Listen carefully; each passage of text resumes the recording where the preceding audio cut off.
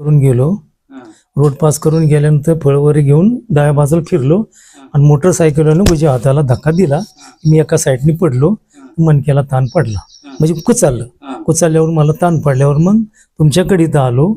मग 3-2 एकदा पहिलं ट्रीटमेंट घेतलं, जरा बरं वाटलं. दुसऱ्या ट्रीटमेंटला अर्धा आठाने कमी पडले आणि तिसऱ्या ट्रीटमेंटला जरा रुपया 8-12 एकदम कमी झालं. आता एकदम ओके झालो. उठताना काय त्रास होता? तेवढाच मणक्यात चमकायचं. ऍक्च्युली म्हणजे काय वाटायचं उठताना? काय त्रास वाटायचा? मणकाने असंच कुचाले होत असं वाढायचं.